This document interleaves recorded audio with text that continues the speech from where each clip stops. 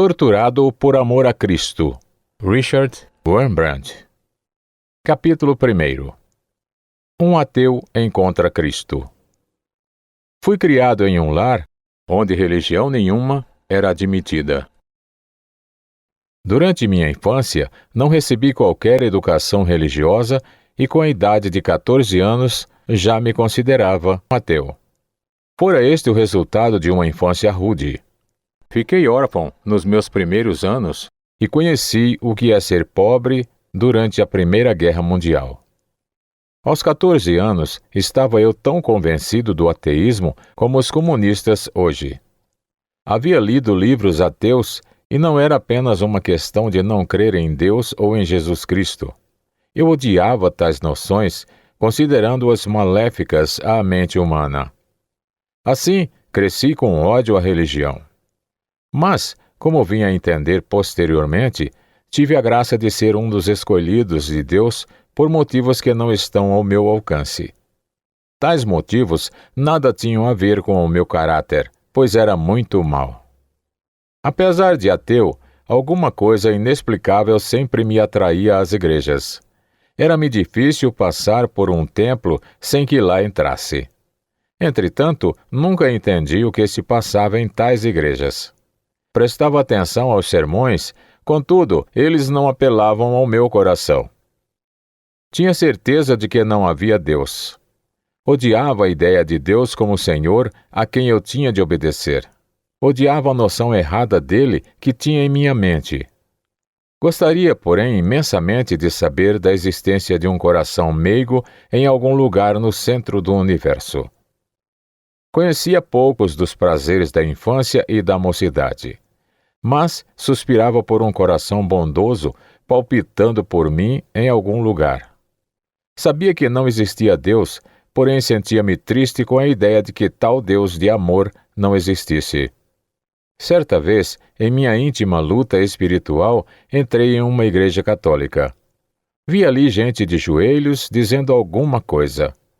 Então pensei em ajoelhar-me junto a eles, tentando entender o que eles estavam dizendo, e repeti as rezas para ver se algo me aconteceria. Eles rezavam à Santa Virgem, Ave Maria, cheia de graça. Repeti as palavras com eles muitas vezes. Olhei para a estátua da Virgem Maria, porém nada me aconteceu. Fiquei muito triste com isso. Um dia, mesmo sendo ateu, muito convicto, orei a Deus. Minha oração foi mais ou menos assim: Deus, eu sei com certeza que tu não existes. Porém, se por acaso tu existires, o que eu duvido, não é minha obrigação acreditar em ti. É tua obrigação te revelares a mim.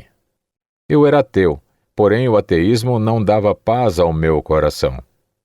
Foi nessa hora de tormenta íntima, como vim a descobrir depois, que em uma vila nas montanhas da Romênia, um velho carpinteiro orava assim: Meu Deus, eu te servi na terra e desejava ter minha recompensa tanto na terra como nos céus. E a minha recompensa deve ser que eu não morra antes de ter trazido um judeu para Cristo, porque Jesus era do povo judeu. Porém, eu sou pobre, velho e doente. Não posso ir em busca de um judeu. Em minha vila não há judeu algum. Traze um judeu à minha vila e eu farei o melhor que puder para levá-lo a Cristo.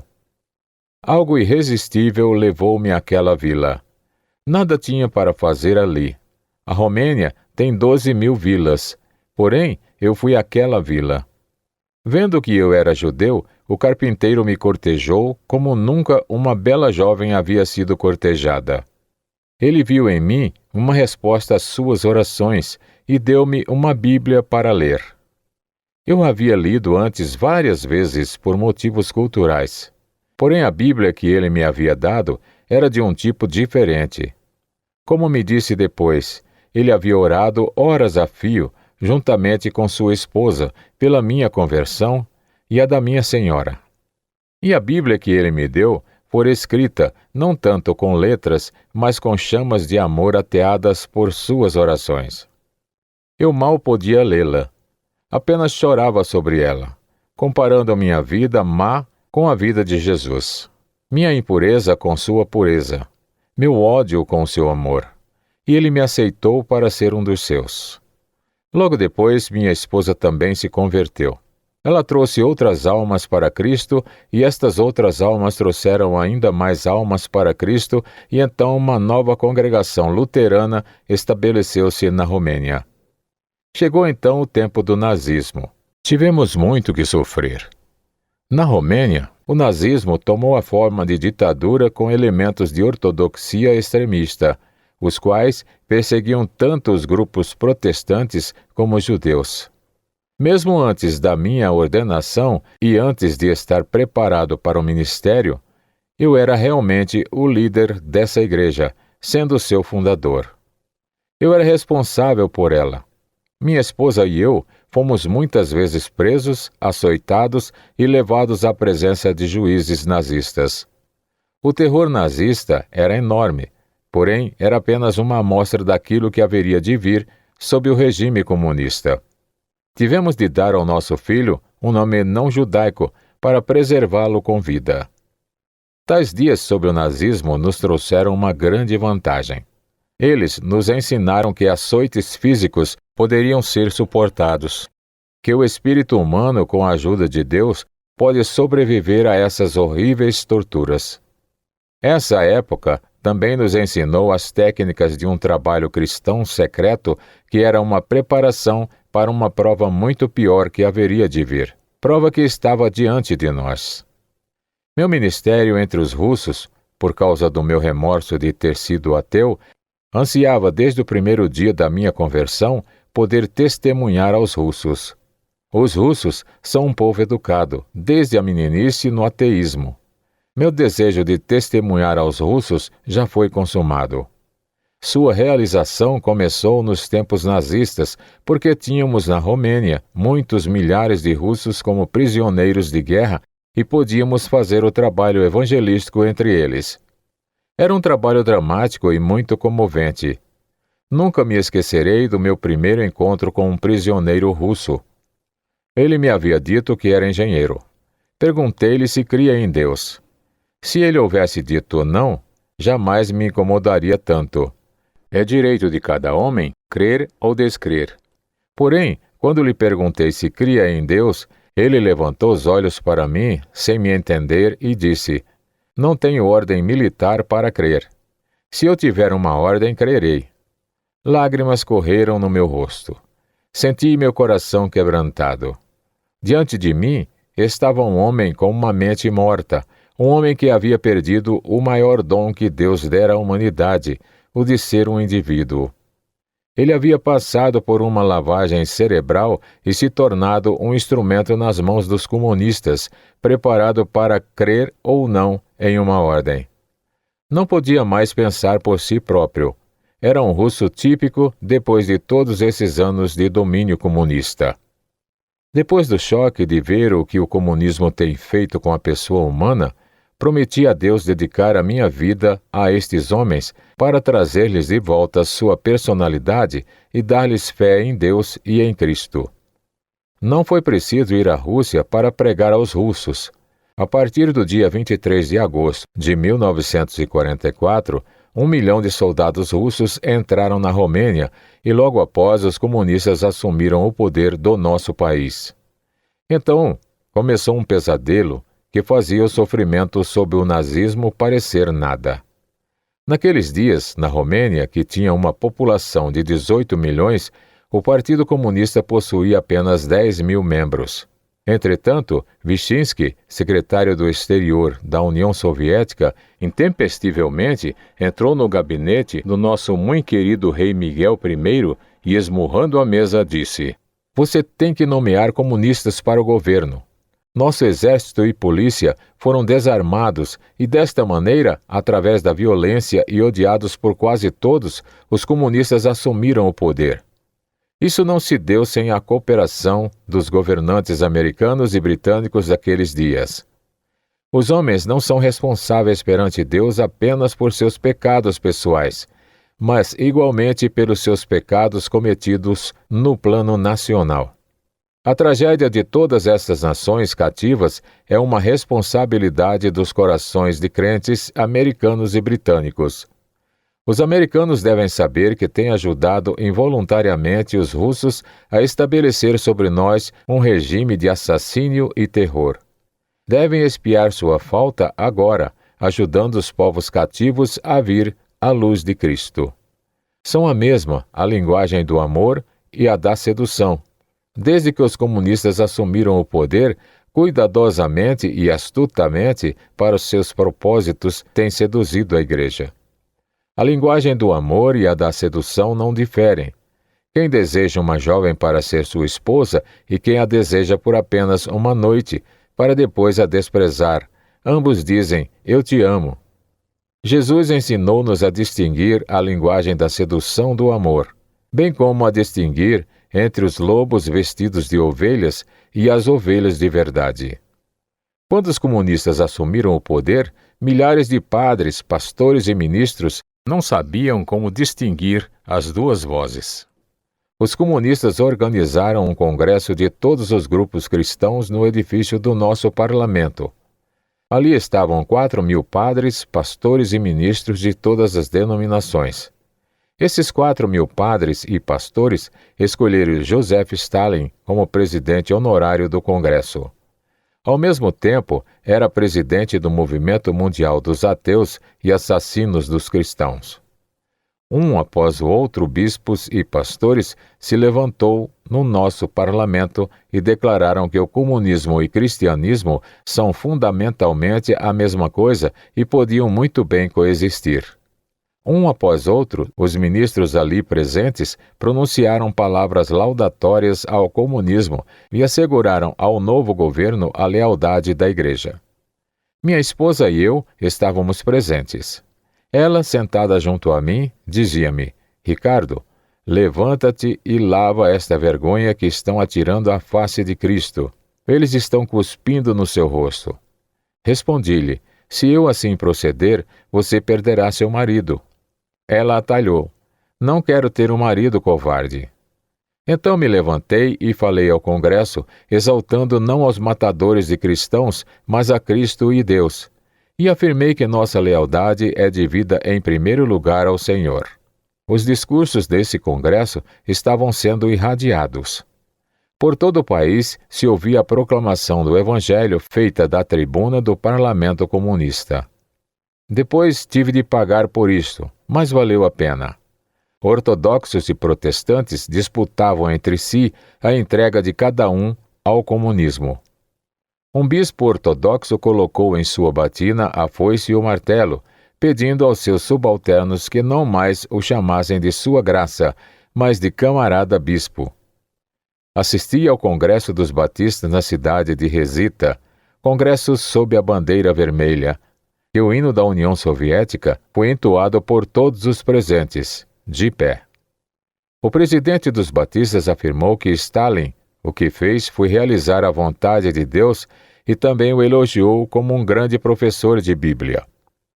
Padres ortodoxos, como Patrascoil e Rosianou, foram mais específicos. Tornaram-se agentes da polícia secreta. Rapi, bispo representante da Igreja Luterana da Romênia, começou a ensinar no seminário teológico que Deus deu 3 revelações. Uma por Moisés, outra através de Jesus e a terceira através de Stalin. Esta última superando a anterior. Deve ficar entendido que os verdadeiros batistas, aos quais muito amo, não concordaram com isso e permaneceram fiéis a Cristo, pelo que muitos sofreram. Entretanto, os comunistas elegeram seus líderes e eles não tiveram outra alternativa senão aceitá-los. A mesma situação continua hoje com a mais alta liderança religiosa. Aqueles que se tornaram servos do comunismo, em lugar de servos de Cristo, começaram a denunciar os irmãos que os não acompanhavam. Da mesma forma como os cristãos russos criaram uma igreja subterrânea depois da revolução do seu país, a ascensão do comunismo e a traição praticada por muitos líderes oficiais da igreja compeliram-nos a criar também na Romênia uma igreja subterrânea que fosse fiel à evangelização, à pregação do evangelho e que atraísse as crianças para Cristo. Os comunistas proibiram tudo isso e a igreja oficial concordou. Juntamente com os outros, comecei um trabalho subterrâneo. Fora, eu tinha uma posição social muito respeitável que nada tinha a ver com o meu trabalho secreto e que servia apenas de cobertura. Era pastor da missão luterana norueguesa e ao mesmo tempo trabalhava na representação do Concílio Mundial de Igrejas na Romênia.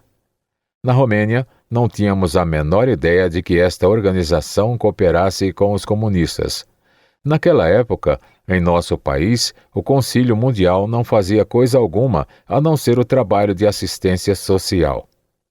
Estes 2 títulos davam-me boa posição perante as autoridades que não sabiam de minhas atividades secretas. Elas tinham 2 ramos. O primeiro era nosso trabalho secreto entre 1 milhão de soldados russos. O segundo era o nosso ministério secreto entre o povo escravizado da Romênia.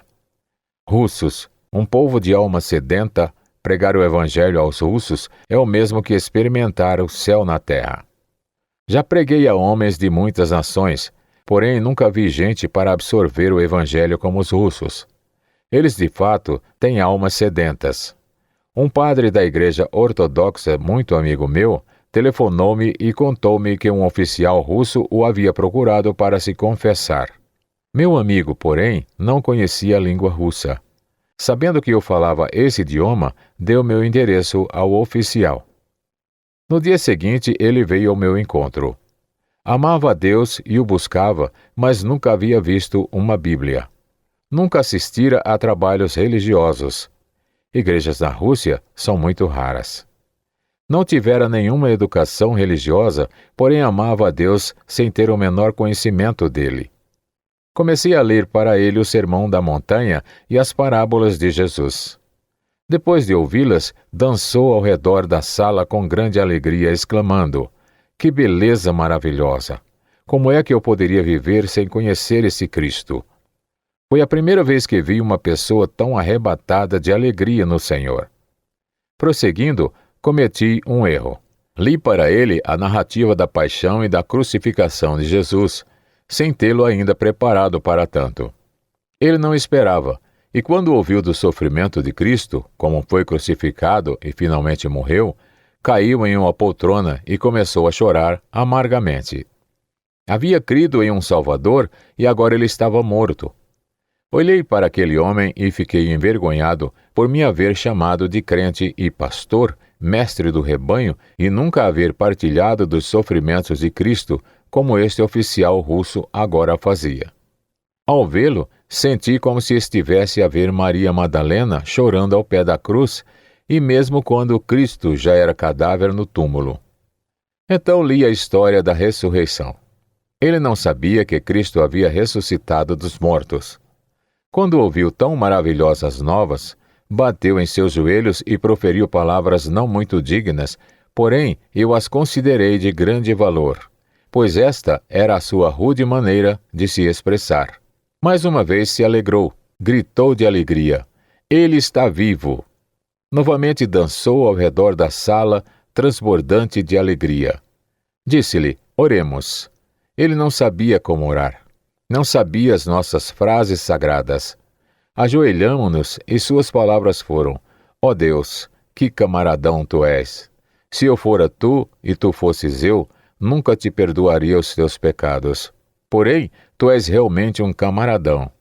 Eu te amo de todo o meu coração." Penso que todos os anjos nos céus pararam para ouvir esta sublime oração de um oficial russo. O homem havia sido vencido por Cristo. Certa vez encontrei em uma loja um capitão russo com uma senhora, também oficial. Estavam comprando muitas coisas e tinham dificuldade em falar com o vendedor, que não entendia russo. Ofereci-me como intérprete e fizemos amizade. Convidei-os para almoçar em nossa casa. Antes de começarmos a refeição, eu lhes disse: "Vocês estão em uma casa cristã, e aqui temos o hábito de orar." Orei em russo. Com surpresa para mim, largaram os garfos e facas e não se interessaram mais pela comida. Começaram a fazer pergunta após pergunta a respeito de Deus, de Jesus Cristo e da Bíblia. Não sabia de coisa alguma. Não foi fácil falar-lhes, conter-lhes a parábola do homem que tinha 100 ovelhas e perdeu uma. Não entenderam. Perguntaram, como é que ele tem 100 ovelhas? Porventura a fazenda comunista ainda não as tomou? Afirmei-lhes que Jesus é um rei. Responderam-me, todos os reis foram homens ruins que tiranizaram o povo e Jesus também deve ter sido um tirano. Quando lhes contei a parábola dos trabalhadores na vinha, disseram, bem, estes fizeram muito bem em se rebelar contra o dono. A vinha tem de pertencer à coletividade. Tudo lhes era novo. Quando lhes contei a respeito do nascimento de Jesus, perguntaram-me, o que na boca de um ocidental seria uma blasfêmia? Era Maria a esposa de Deus. E assim, entendi pela conversa com eles e muitos outros que para pregar o evangelho aos russos, depois de tantos anos sob o comunismo, devemos usar uma linguagem totalmente nova. Missionários que foram à África tiveram dificuldades em traduzir as palavras de Isaías. Ainda que os teus pecados sejam vermelhos como a escarlata, eles se tornarão mais alvos que a neve. Ninguém na África Central jamais viu neve. Não tinham palavra para neve. Tiveram que traduzir. Vossos pecados se tornarão mais alvos que a polpa de coco seco. Dessa forma, tínhamos que traduzir o Evangelho para a linguagem marxista para torná-lo compreensível a eles. Isso era algo que não podíamos fazer sozinhos, mas o Espírito Santo fez seu trabalho por nosso intermédio. O capitão e a oficial se converteram no mesmo dia. Depois nos ajudaram muito em nosso ministério subterrâneo entre os russos. Secretamente, imprimíamos milhares de evangelhos e outros tipos de literatura cristã e distribuíamos entre os russos. Através dos soldados russos convertidos, podíamos contrabandear para a Rússia muitas Bíblias e porções bíblicas. Outra técnica também empregávamos para fazer chegar tal literatura às mãos dos russos. Os soldados russos estavam lutando havia vários anos e muitos deles tinham deixado crianças as quais não viam por todo esse tempo. Os russos têm grande afeição por crianças. Meu filho Mihai, juntamente com outras crianças de menos de 10 anos, ia aos soldados russos nas ruas e parques, levando consigo muitas Bíblias, evangelhos e panfletos religiosos em seus bolsos. Os soldados russos acariciavam-lhe as cabeças e com eles falavam carinhosamente, pensando em seus filhos que não viam por tantos anos. Davam chocolates ou doces e as crianças, por sua vez, davam-lhe alguma coisa. Bíblias e evangelhos que eram recebidos com ansiedade. De fato, o que nos era muito perigoso fazer abertamente, nossos filhos faziam em completa segurança. Eles eram pequenos missionários a serviço dos russos. Os resultados eram excelentes. Muitos soldados receberam o evangelho dessa maneira, quando não existia outro meio para fazê-lo. Pregando em acampamento russo, trabalhamos com os russos não somente através do testemunho pessoal. Foi-nos possível também trabalhar em pequenas reuniões. Os russos eram maníacos por relógios. Roubavam-nos de todo mundo. Paravam os homens das ruas, os quais tinham de lhes entregar seus relógios. Podiam-se ver russos com vários relógios em cada braço. Era possível ver uma oficial russa com um despertador pendurado no pescoço. Nunca tinham tido relógios anteriormente e não podiam contentar-se com poucos. Os romenos que desejassem um relógio tinham que ir ao acampamento soviético para comprar um roubado, algumas vezes comprando o seu próprio relógio. Desta maneira, era comum romenos entrarem no acampamento russo. Nós, da igreja subterrânea, tínhamos um bom pretexto, o de comprar relógios, para também podermos entrar. Escolhi como minha primeira tentativa para entrar e pregar no acampamento russo um dia festivo para a igreja ortodoxa, o dia de São Pedro e São Paulo. Entrei na base militar como que pretendendo comprar um relógio. Disse que um estava caro, outro muito pequeno, outro grande demais. Muitos soldados me rodearam tentando vender-me algo. Então, em tom de brincadeira, perguntei-lhes: alguém aqui se chama Pedro ou Paulo? Alguns tinham esses nomes. Então lhes disse: vocês sabem que hoje é o dia em que a sua igreja ortodoxa homenageia São Paulo e São Pedro? Alguns dos mais idosos sabiam disto. E continuei: vocês sabem quem eram Pedro e Paulo? Ninguém sabia. Comecei a contar acerca desses apóstolos. Um dos soldados mais velhos me interrompeu e observou: você não veio comprar relógios. Você veio nos falar sobre a fé. Sente-se aqui conosco e nos fale. Mas seja muito cauteloso. Sabemos de quem nos precaver. Estes ao meu redor são todos de confiança. Quando eu colocar a mão no seu joelho, deve falar unicamente sobre relógios. Quando removê-la, pode recomeçar sua mensagem. Uma turma grande estava ao meu redor e lhes contei a respeito de Paulo e de Pedro, a respeito de Cristo, por quem esses apóstolos morreram. De vez em quando entrava uma pessoa a quem não tínhamos confiança. O soldado colocava a mão no meu joelho e imediatamente começávamos a falar sobre relógios. Quando aquela pessoa saía, continuava pregando a respeito de Cristo.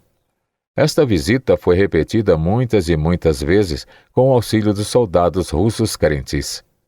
Muitos dos seus camaradas encontraram a Cristo como Salvador pessoal. Milhares de evangelhos foram distribuídos secretamente. Muitos de nossos irmãos e irmãs da igreja subterrânea foram presos e açoitados rigorosamente por isto, mas apesar de tudo, nunca traíram a nossa organização. Durante este trabalho, tivemos o prazer de nos encontrar com irmãos da igreja subterrânea russa e ouvir suas experiências. Acima de tudo, víamos nelas os feitos de grandes santos. Tinham eles passado através de tantos anos de doutrinação comunista. Alguns haviam passado pelas universidades comunistas, mas como o peixe vive em água salgada e apesar disso não se torna também salgado, assim eles passaram pelas escolas comunistas, conservando suas almas limpas e puras em Cristo. Estes crentes russos tinham almas tão belas. Eles diziam: sabemos que a estrela com o martelo e a foice que usamos em nossos gorros é a estrela do anticristo. Diziam isto com grande tristeza. Muitos nos ajudaram a divulgar o evangelho entre os outros soldados russos. Podíamos dizer que eles tinham todas as virtudes cristãs, menos a da alegria. Esta, eles tiveram apenas na conversão. Depois desapareceu. Preocupava-me muito a este respeito. Até que perguntei a um batista: como é que você não demonstra alegria? Respondeu: como posso ser alegre quando tenho de esconder do pastor da minha igreja que sou um verdadeiro crente, que vivo de oração e tento ganhar almas para Cristo? O pastor da igreja é um informante da polícia secreta. Somos espionados uns pelos outros, e os pastores traem o rebanho. Existe bem profunda em nossos corações a alegria da salvação. Mas esta alegria externa que você tem, não mais podemos tê-la. O cristianismo tornou-se dramático entre nós. Quando vocês do mundo livre conquistam uma alma para Cristo, ganham um membro para uma igreja que vive tranquila. Nós, quando vemos um aceitar a Cristo, sabemos que ele pode muito bem ser preso e que seus filhos podem tornar-se órfãos. A alegria de trazer alguém a Cristo sempre se mescla com a preocupação de que um preço há de ser pago. Encontramos nos crentes da igreja subterrânea um tipo de todo diferente. Aqui tivemos muita surpresa. Como existem muitos que pensam ser crentes, quando na realidade não o são, assim encontramos entre os russos muitos que pensam ser ateus, quando realmente não o são. Encontrei-me com um casal de escultores russos e quando lhes falei a respeito de Cristo, responderam-me: não, Deus não existe. Nós somos bezbochnik ateus. Entretanto, vamos contar-lhe uma coisa interessante que nos aconteceu. Estávamos trabalhando em uma estátua de Stalin. Durante o trabalho, minha esposa perguntou: marido, e o que dizer do polegar? Se não pudéssemos colocar o polegar de encontro aos outros dedos, Se os dedos da mão fossem como os dos pés, não poderíamos segurar um martelo, um macete, ferramenta alguma, um livro ou um pedaço de pão.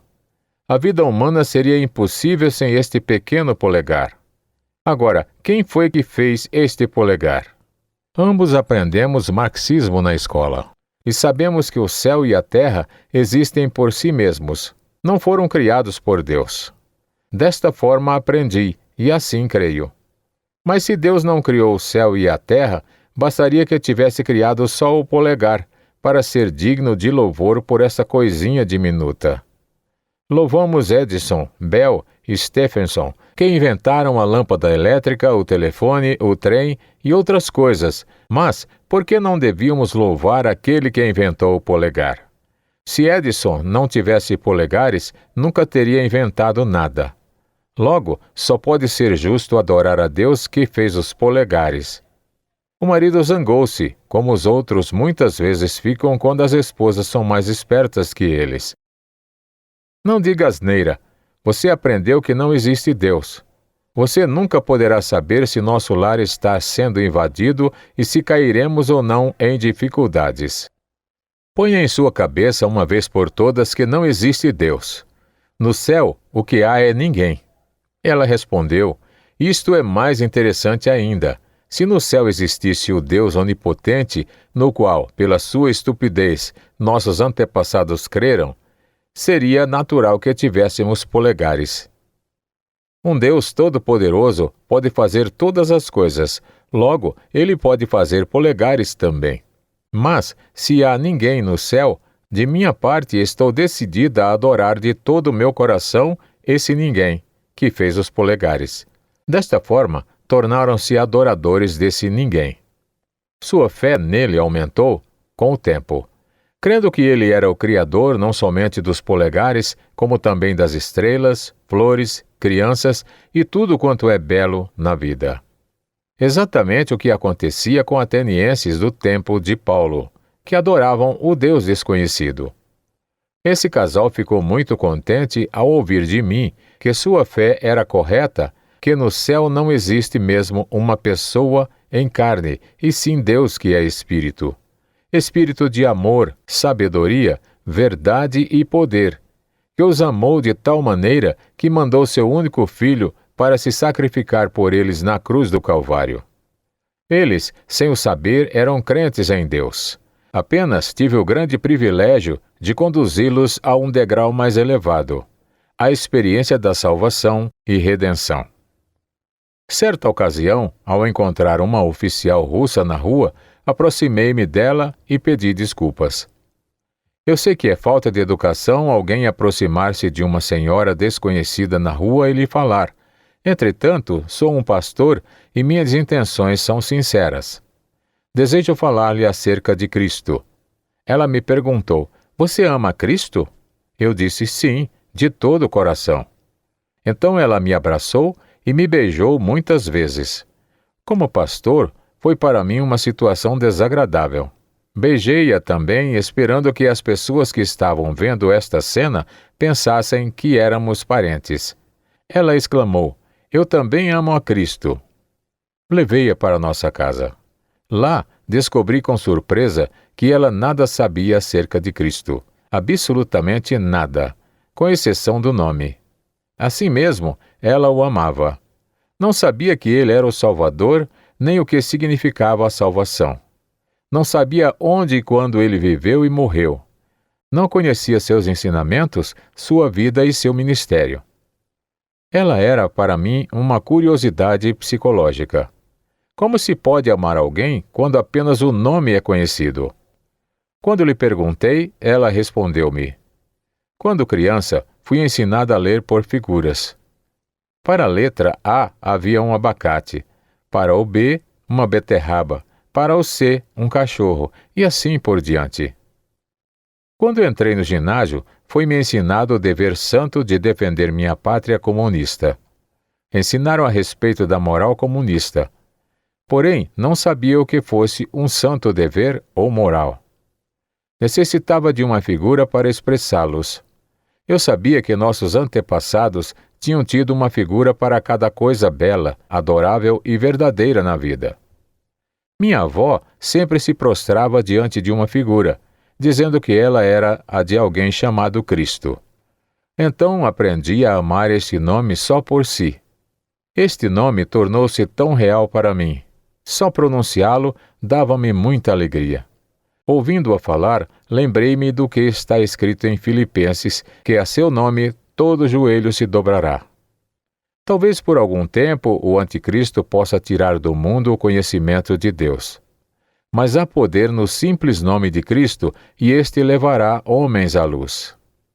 Ela alegremente encontrou a Cristo em minha casa, e agora aquele nome que amava vive em seu coração. Toda a cena que vivi com os russos foi cheia de poesia e de profunda significação. Uma irmã que divulgava o evangelho em estações ferroviárias deu meu endereço a um oficial russo. Certa noite, ele entrou em minha casa.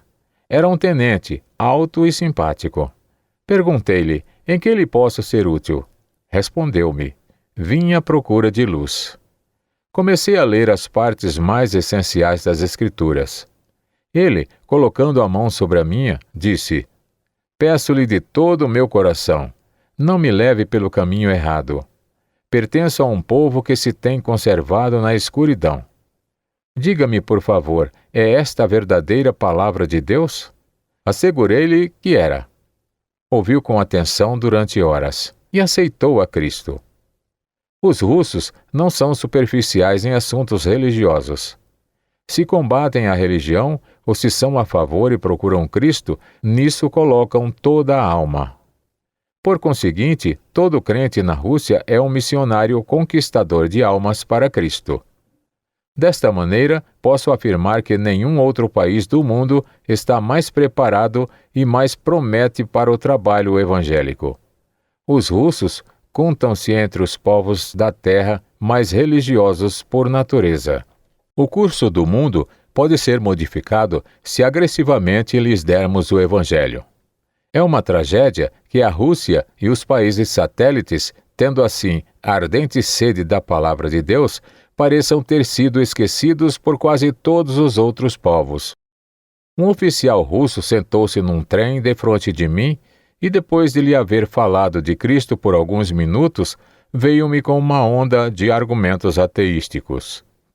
Citações de Marx, Stalin, Voltaire, Darwin e outros contra a Bíblia foram apresentadas. Não me dava oportunidade de contradizê-las.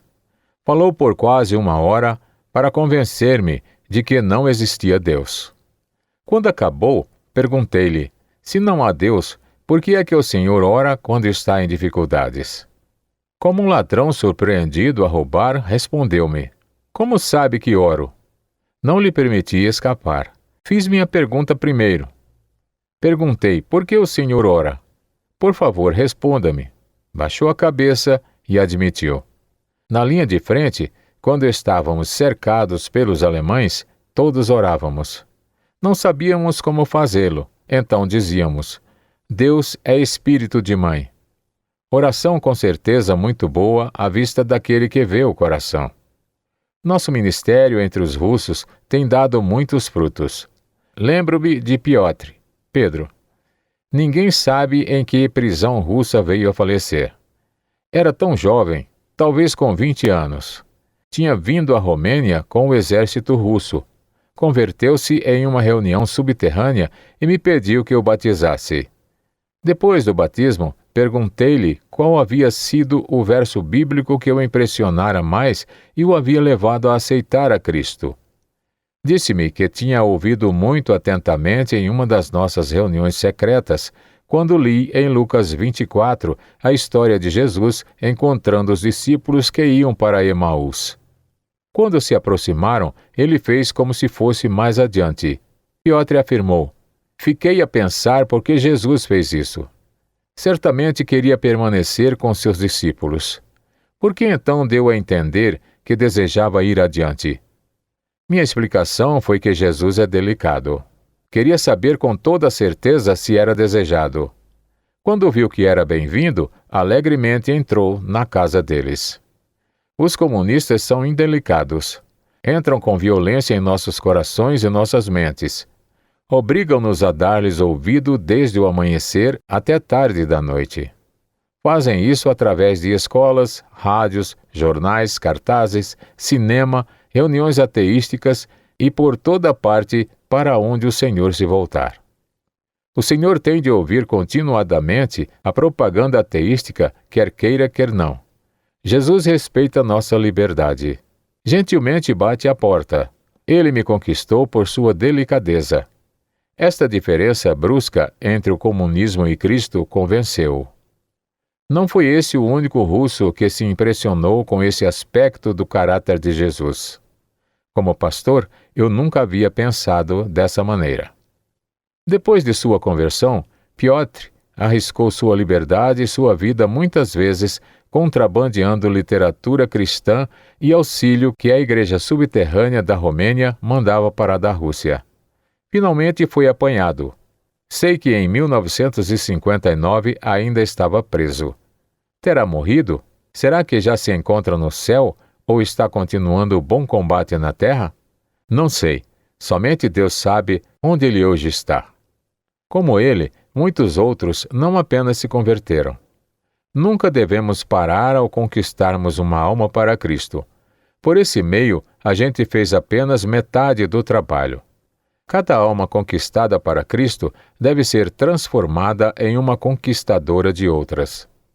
Os russos não apenas se convertiam, como se tornavam missionários da igreja subterrânea. Eram arrojados e afoitos por Cristo. Sempre diziam que era muito pouco o que podiam fazer por Cristo, que por eles morrera. Nosso ministério subterrâneo em uma nação escravizada.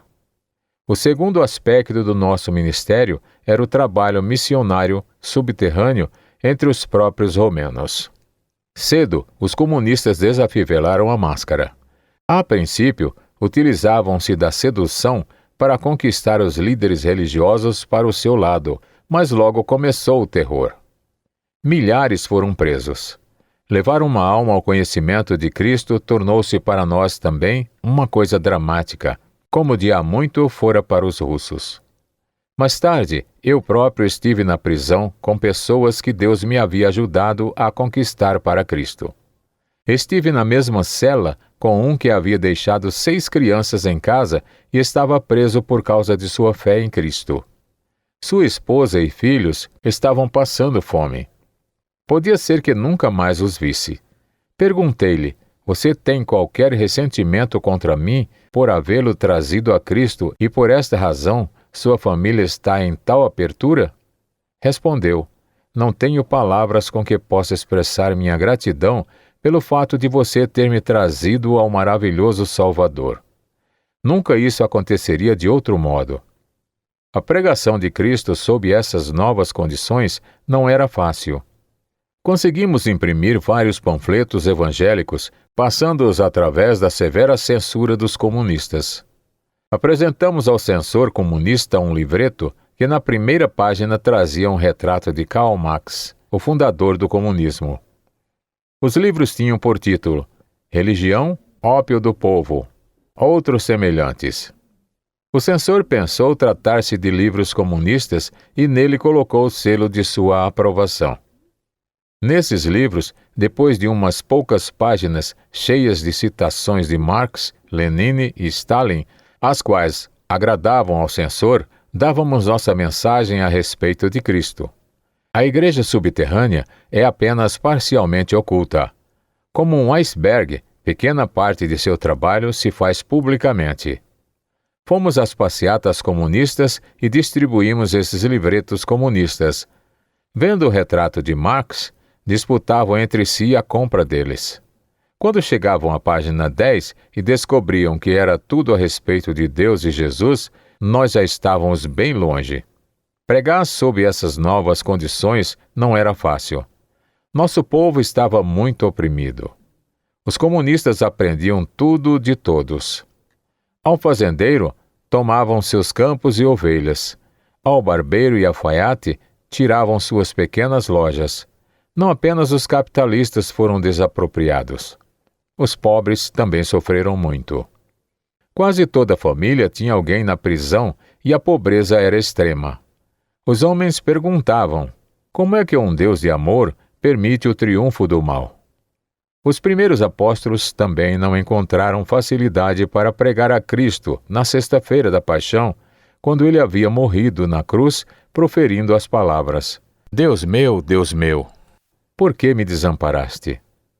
Mas o fato de o trabalho ter sido feito prova que isso veio de Deus e não de nós.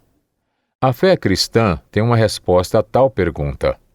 Jesus conta-nos a respeito do pobre Lázaro, oprimido naquela hora, como éramos oprimidos, moribundo, faminto, suas feridas sendo lambidas pelos cães, mas no final os anjos o levaram para o seio de Abraão. Como o trabalho da igreja subterrânea era parcialmente feito às claras, a igreja subterrânea reunia-se em casas particulares, nas matas, em porões, em qualquer lugar onde se pudesse reunir. Aí, secretamente, muitas vezes planejava o trabalho a ser feito à vista de todos. Sob os comunistas, descobrimos um plano de fazer cultos ao ar livre, o que, com o decorrer do tempo, tornou-se muito arriscado. Mas, por este meio, conseguimos conquistar muitas almas que, de outro modo, jamais poderíamos alcançar. Minha esposa era muito ativa neste trabalho. Alguns crentes se reuniam em uma esquina sem serem percebidos e começavam a entoar hinos. O povo os rodeava para ouvir os belos hinos e minha esposa falava. Saíamos do local antes que a polícia chegasse. Certa tarde, enquanto eu trabalhava em outro local, minha esposa falou ante milhares de trabalhadores na entrada da grande fábrica Malaxa, na cidade de Bucareste, acerca de Deus e da salvação. No dia seguinte, muitos daqueles operários foram executados por se rebelarem contra as injustiças do comunismo. A mensagem do Evangelho eles a ouviram no tempo exato. Na realidade, éramos uma igreja subterrânea, mas, como João Batista, falávamos abertamente ao povo e às autoridades acerca de Cristo. Certa vez, nas escadarias de um edifício do governo, 2 irmãos conseguiram chegar ao nosso primeiro-ministro, George Dash. Nos poucos momentos de que dispuseram, deram-lhe o testemunho de Cristo, admoestando-o a deixar seus pecados e perseguições. Ele os mandou prender por aquele ousado testemunho. Anos depois, quando o mesmo primeiro-ministro estava muito doente, a semente do evangelho que eles haviam plantado e pela qual sofreram bastante, frutificou. Na hora propícia, lembrou-se das palavras que lhe haviam sido ministradas, as quais, como a Bíblia afirma, foram vivas e eficazes, mais penetrante do que espada de 2 gumes. Entraram naquele coração endurecido que entregou sua vida a Cristo, confessou seus pecados, aceitou o Salvador e começou a servi-lo em sua doença. Pouco depois veio a falecer, mas foi para o seu Salvador recém-encontrado. Tudo por causa daqueles 2 crentes que se dispuseram a pagar o preço. Esses 2 crentes são exemplos dos crentes corajosos das terras comunistas de hoje. Como foi dito, a igreja subterrânea não trabalha apenas em reuniões secretas e atividades clandestinas, mas corajosa e livremente proclamando o evangelho nas ruas e a líderes comunistas. Houve um preço a ser pago. Estávamos preparados para pagá-lo. E a igreja subterrânea ainda hoje está preparada para tal. A polícia secreta perseguia muito a igreja subterrânea porque reconhecia nela a única resistência efetiva ainda existente. De fato, a resistência espiritual, a qual se fosse deixada livre sem impedimento, minaria suas ideias ateísticas. Reconhecia nela, como unicamente o diabo faz, um perigo imediato para si própria. Sabia que um homem, por crer em Cristo, jamais abdica de sua inteligência, nem se submete prazerosamente.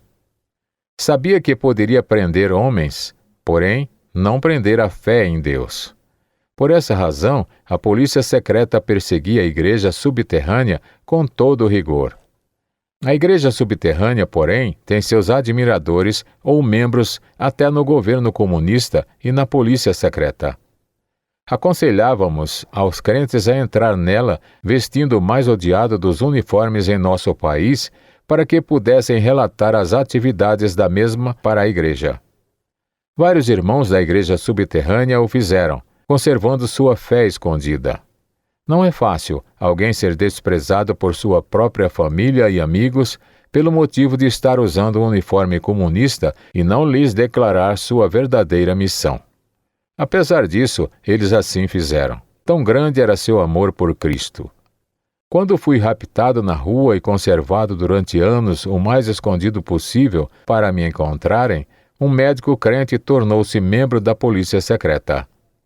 Como médico, tinha acesso a todas as celas e esperava descobrir-me. Todos os seus amigos afastaram-se dele, pensando ter se tornado comunista. Para sair em uniforme de torturador é um sacrifício que se faz pelo amor de Cristo, maior do que vestir um uniforme de prisioneiro. O médico encontrou-me em uma cela funda e escura e avisou aos amigos que eu ainda estava vivo. Foi o primeiro amigo que me descobriu durante esses 8,5 anos de prisão. Por sua causa, a notícia espalhou-se que eu ainda vivia, e quando prisioneiros foram soltos em 1956, durante as conversações Essênio-Uer Khrushchev, os crentes clamaram por minha soltura, pelo que fiquei em liberdade por pouco tempo. Se não fora o médico crente que entrou na polícia secreta especialmente para me encontrar, nunca teria sido solto. Ainda hoje estaria recluso ou mesmo enterrado. Utilizando-se de sua posição na polícia secreta, esses membros da igreja subterrânea muitas vezes nos fizeram advertências que foram de grande proveito. Essa igreja ainda tem gente na dita polícia, que protege e avisa os crentes de perigos iminentes. Alguns estão nos altos círculos comunistas, mantendo sua fé em Cristo secretamente e nos ajudando muito. Algum dia nos céus, eles poderão proclamar a Cristo abertamente a quem presentemente servem em segredo. Apesar dessa ajuda, muitos membros da igreja subterrânea eram descobertos e encarcerados. Tínhamos nossos Judas também, que nos delatavam à polícia. Por meio de surras entorpecentes, ameaças e chantagens, os comunistas buscavam encontrar pastores e leigos que delatassem as atividades de suas ovelhas.